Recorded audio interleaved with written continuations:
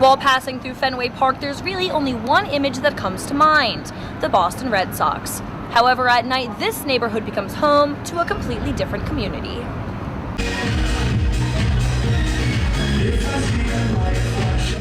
Opened in 1998, Machine Nightclub has welcomed members from the LGBTQ+ community of Boston for over 20 years.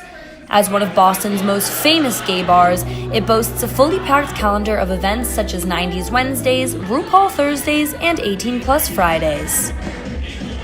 What role does Machine Nightclub play in the identity of both the drag and LGBTQ+ community in Boston? Machine has a really high level of respect in the Boston scene. It's been a club in Boston for about 20 years now, and a lot of people that have started drag have either started there or at our sister club, Jacques Cabaret. You know, growing up, not a lot of people have those places to go to, and if Machine is one of those places where young people can come and be themselves, then I think that has an importance.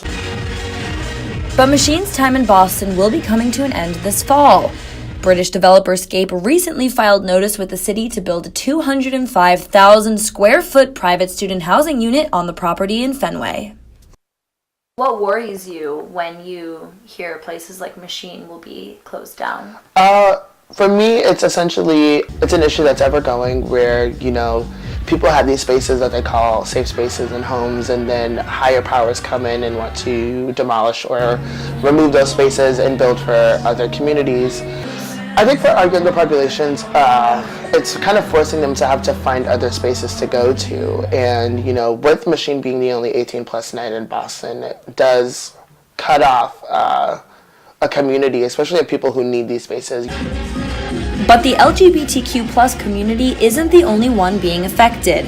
With property rates, startup businesses, and corporate headquarters on the rise, Boston is quickly becoming one of the most gentrified cities in America. It makes me really, really sad that those spaces could be lost. I wish that there were some way for the city to keep an eye on such things when they give zoning permits for new construction and this kind of stuff, to look at what's being lost. And are the places that are being lost places that serve particular communities? Machine really serves a particular community. The loss of Machine doesn't mean that there are no more gay bars in Boston. There are, but there's one fewer, and Machine was a pretty important one.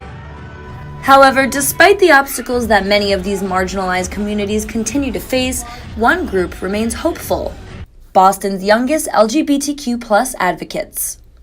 Especially with Machine closing and with one of the few 18+ spaces in Boston closing, I think it's really important for us to build those safe spaces and build those communities that are accessible to everyone, like bookshops and coffee shops that are LGBTQ friendly. And even if it's something like putting a rainbow flag in the window, I think that's really important to me because it shows that it's a safe space. And I think as long as we can build those spaces and we can build those communities, I'm really hopeful that we can build an accepting future for all of us. For BU News Service, I'm Sophia Lipp.